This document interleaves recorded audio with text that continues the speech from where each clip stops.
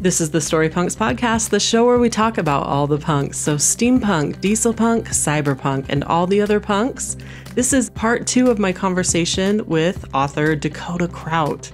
And I'm so excited to continue talking about LitRPG, how it relates to cyberpunk, and so many other insights when it comes to publishing, opening a small press perhaps, and maybe even bringing in other people, publishing their work or working with them. There's so many different ways you can go when it comes to self-publishing or, small micro publishing, whatever you want to call it, indie publishing. There's many different ways we talk about this, and I hope it spurs a lot of creative thoughts. It's really interesting as we talk about indie writing to think about some of the other indie areas, right? Like indie music or there's so many different art forms, but I do think this is a revolution that is ongoing, it's steady, and if you are interested in going down this path, there's so many different places you can find inspiration, and I think you'll find a lot of that as we continue with this conversation. So, as a quick reminder, in part 1 of this two-parter, I mentioned that you can join our next salon and reading room over at facebook.com/groups/storypunks, and meet with us to talk about the inspiration for Blade Runner. So this is Philip K. Dick's novel, Do Androids Dream of Electric Sheep? And yes, I have been listening to this on audiobook, so I love going through Audible, as many of you know. If you have not engaged in the book version of what became Blade Runner, then yes, you should absolutely check it out and then join us in the Storypunk Salon. So again, if you're looking for my running list of Audible reads and a link where you can click through and get a free Audible book so that you can try it out, then go to storypunks.world/Audible. Dakota Krout is also found on Audible, so you'll find several of his LitRPG books that we're talking about in that platform. So make sure you check him out. He's also on my running list. I've added him. So yes, check out Dakota Krout on Audible. Okay, so before we get right into the interview, let me just remind you of some things that I didn't show you when it comes to Once Upon a Tea, which is what I mentioned in the first of this two-part episode. So some other things that I found on that site and that I can highly recommend. It's so fun to scroll through here and just look at some of the different things. There's wall tapestries. There was this really cool area called metal prints. And this is just a cool way to have that different kind of medium hanging on your wall. And then there's actually a whole category for ugly sweater. And some of the cool stuff I see when I click on ugly sweater, for example, is you can get like a Christmas tree made out of the Mario pipes, and it's amazing. It has the star at the top, you can just imagine, or you can go to this site. Anyway, if any of this sounds cool, then please go to storypunks.world/decor. If you click through, I do get a small commission, and I think sometimes it's hard to find this stuff that's really cool that you actually want in your space, and I think this just might be that for you. They have lots of cyberpunk stuff. Like they have this really cool retro arcade design that was definitely in a cyberpunk style, and just tons of stuff. I mean, if you click to the bottom of every page, it says load more items, and I never could find the bottom. So this is like an intense archive warehouse. You can find tons of designs. So it is really cool, and I hope you check it out. Again, go to storypunks.world/decor. So without further ado, let's get right into the second part of this episode, because it's an ongoing conversation. We've already started it, and I know you're excited to hear more from Dakota Krout, so I won't delay any further. Here we go.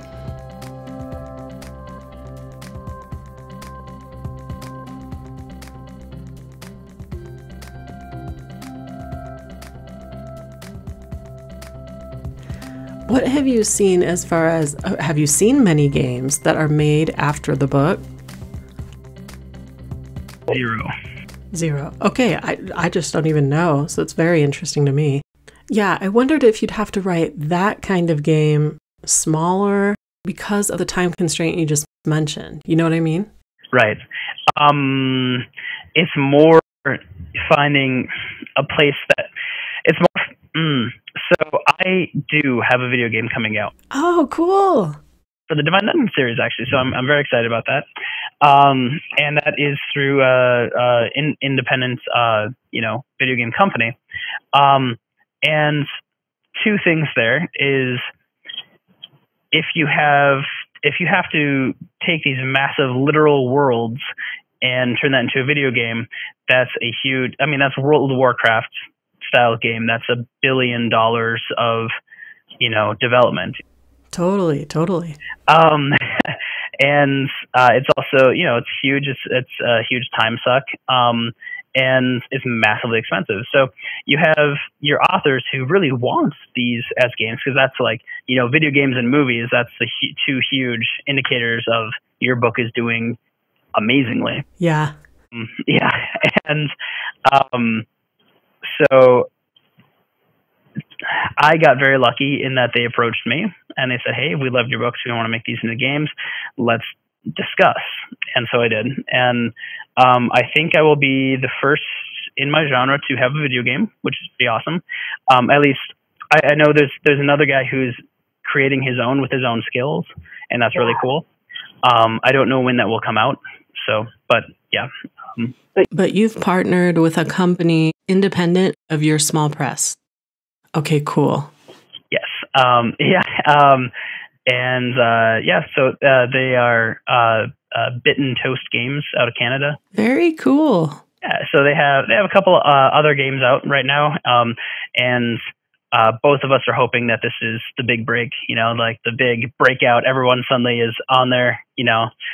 Yeah. Well, I just love people who innovate and try something new. Even though we have these wonderful things evolving and independent publishing is already kind of the wild, wild west. And then there's some people who are going a little even more innovative and not necessarily trying to find the indie recipe, but instead they're maybe doing some of that, but also they're having fun with it, which is what I'm getting from you. So. And that's the whole point of this, right? Is, we do this so that obviously we can, afford food, but also so that we can, this is super fun. I work, early in the morning till late at nights, and I go to bed, man, I'm so tired, can't wait to get up and work tomorrow. That's but no safety nets also means no days off, so that's kind of the trade-off. Very cool. You're doing it. Okay, so we talked a little bit about your small press, but for anyone who's thinking about starting a small press, your advice or what you've learned, because a lot of people have started them, but I think sometimes when people try to negotiate, how's that going to look between my creativity and my productivity? That's sometimes where people get lost. That is a very good question. So I would definitely say that, so typically a company is started out of personal experience, right? That's where mine got started. Is, I had about 3 years of publishing my own books, and so I'm gonna scoot this back a little second. Yes, the Mountaindale Press. I had a couple of years of doing this for my own stuff, and in that amount of time, I got a lot of experience with how to market my own book. I purchased marketing tools, analytics, and reports on genres, reports on keywords, reports on everything. The market research is not inconsequential. The other part of this is that my wife, Danielle, is amazing, absolutely amazing. So she is Dr. Danielle Krout, and she was a research molecular biologist. Cool. Yes. So she stopped doing that to work with me at my company, at our company. It's 50-50. So a big chunk of what she does is analyzing market trends, creating advertisements. So I know how to do this. She currently is the one in charge of that. Very cool. That's part of the advice I would give someone else is, find someone else to work with that can cover that. where your strengths and their strengths are different but complementary. And that's really what I found working where I do. So, not to interrupt you, but is your logo on your t-shirt like a reference to the Viking Volknot? It is not, but I really like that. So it is supposed to be actually the mountain that is in this book. It's Mountaindale. Oh, cool! Awesome. Yeah, that's the name of the town in my first book. Is Mountaindale. Very cool. And it's really, really hard to see, but if you look at it kind of weirdly, it also spells out the main protagonist in this book, which is Cal, C-A-L. I can see it. It's just kind of all meshed together. It's cool, though. Thank you. But you have to really be looking for that in order to get the Cal out of it. So, because that's kind of the fun part of it. I love it. Yeah, I mean, Easter eggs everywhere is little things that make sense to me, and I read through it and chuckle, and no one else gets those, and that makes me happy. So, but so in terms of starting a company, people always tell you that when you start a company, don't expect for it to make profit for a good while. They say everyone has a different amount of years. Some say 3, some say 4. And again, that also depends on personal experience when you're going into it. If Bill Gates started a new company, I highly doubt that company is not going to turn a profit that same year. Right. Yeah. And so if you spend all the time and all the effort on your own work and getting it to a point where it's simple to maintain that sort of thing, and then you start with something new, that might make it easier.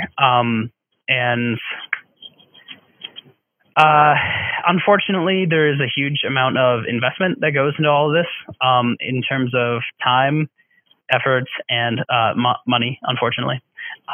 Like I said, all of those reports, all those tools, I think I was approaching the $35,000 mark on my own research, like for my personal stuff, my own tools for just me, before I realized and advertisements and marketing, all of this stuff is constantly changing, and trying to figure out the best way to do it is a huge investment of time and money. And that's where, my entire life savings went at that point. I'm hoping someday to, pay myself back. We'll get there eventually. I'm not worried. But that's the reality when starting out. Right. But, we'll get there. A couple of our authors are already bestsellers. 2 months in, 300 plus reviews. They're getting close to there.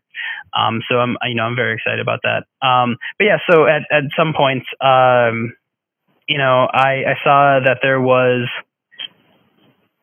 my tools and my research were at a point where I couldn't really do much with them, because a lot of it is designed for the early stages of releasing books. Oh, interesting. Right. So, I mean, there's a lot of upkeep after a book comes out, but, a book slowly declines over time, and that's just, there's a certain readership and it goes down. Mm-hmm. And what happened is that I can't put out a book fast enough to stay on top of the market as it stands. So I started looking for other very talented writers and talking with them, hammering out details, all this other fun stuff. And all of a sudden, my tools, and my research, which were going to be thrown away, have a use again. I'm able to get an author who's a new author, or someone who's trying to put out their own work. I'm able to market them and put money behind them, put experience behind them, and my own reputation, which is always scary, and say, "Here, check this out. It's amazing." And all of a sudden they'll have, instead of 10 readers, they'll have 1,000 or 10,000. And it's pretty awesome. So did you look for people in the same genres as you, or a little different? How did you go about that? A little of both. So anyone who has written a book and tried to switch genres can tell you exactly how very difficult that is to do. Clone yourself, right? Right. So it's a lot like marketing you know, music and pharmaceuticals, and going from one to the other. You know, you're not using billboards, you're not using TV commercials, you're using social media over here now, or doing this.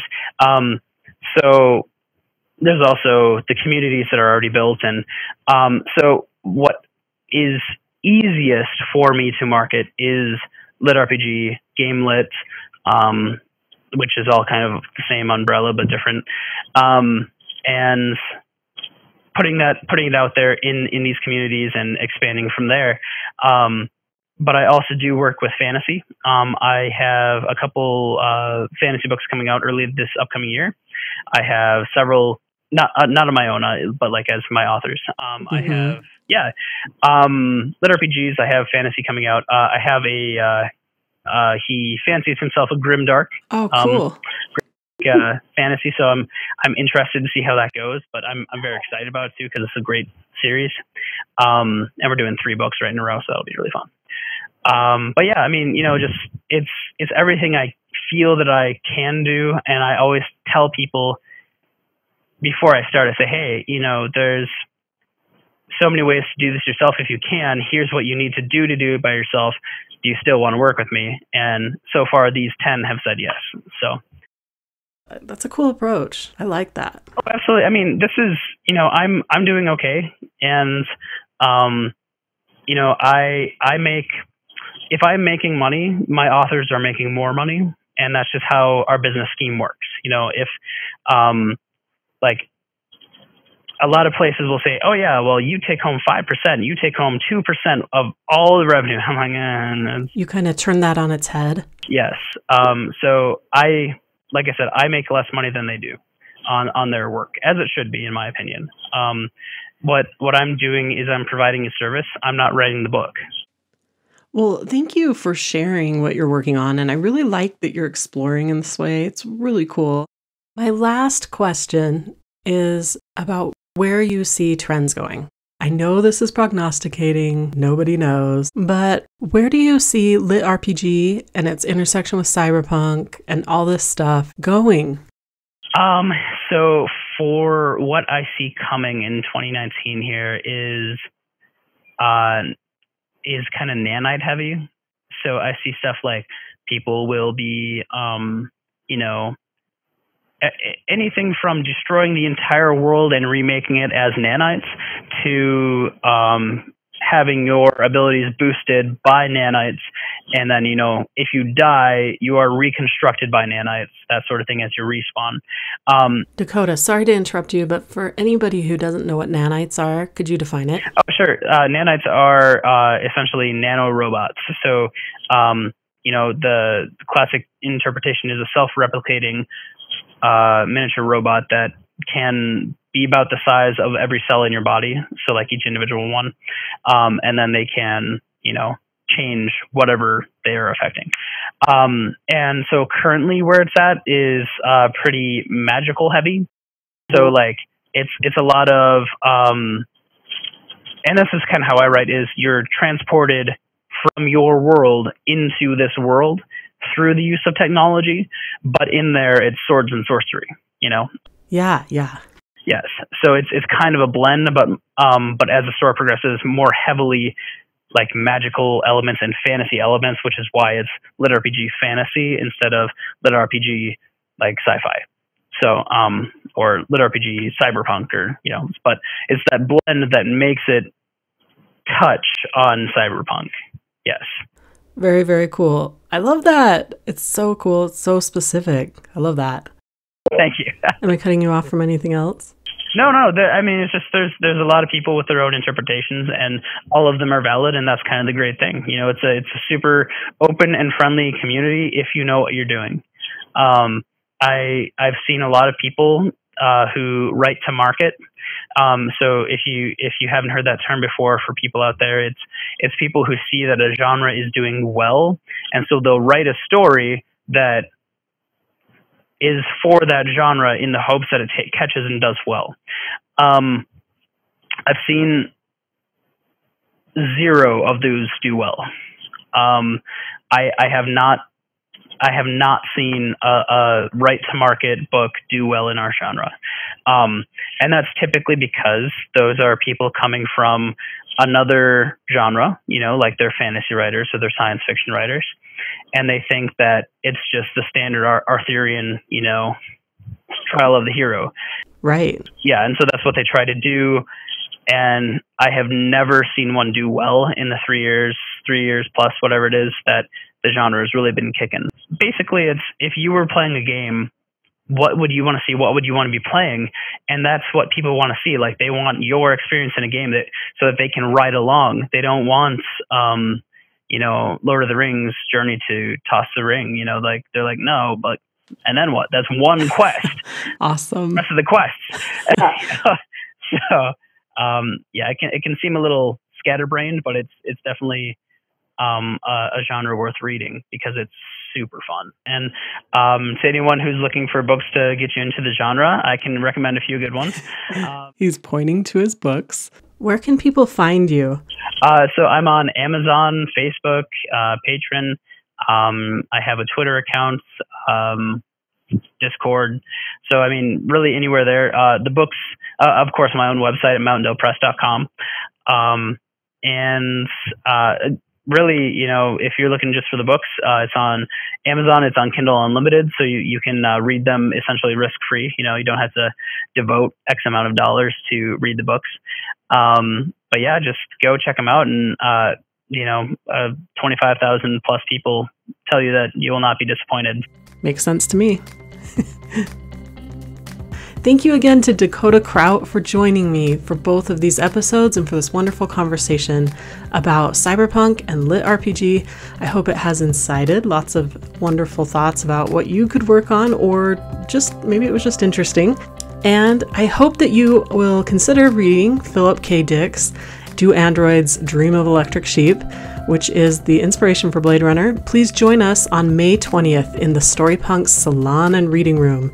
That is a live forum where I hope you will submit a question about the book, something you would like us to talk about. So it could be a question or a topic, and you can chime in and give insight about it, or just ask me and my guest. So my guest will be Mad Queen, who runs a cyberpunk gaming channel on YouTube, among many other things. And you will absolutely love hearing her insight. She is in Europe, and so the time will be a little different than usual again. I just want to repeat this so I don't lose anybody. So it will be at noon Central rather than our usual 8 p.m. Central. So please join us there. Again, you go to facebook.com/storypunks and join the group. The specific address for the group is facebook.com/groups/storypunks. You just answer one question and I will invite you in. So I think that's about it. I wish you the best with everything you're working on and with the wonderful weather, hopefully, depending on where you are living. It's just gorgeous outside today where I live. So I think I need to get on my bike and do some laps around the park. And I talk more about some of the things going on in my life in the newsletter. So just remember, you can always join the newsletter. And the bonus is then you are connected to me through email. So you can find that at storypunks.world/newsletter. But yeah, I think that's what I'm going to do. It's so beautiful, and I'm itching to hear an audiobook and just enjoy the fresh air and the sunshine. Okay, have a wonderful week with everything you're working on, and I hope you get some of that yourself.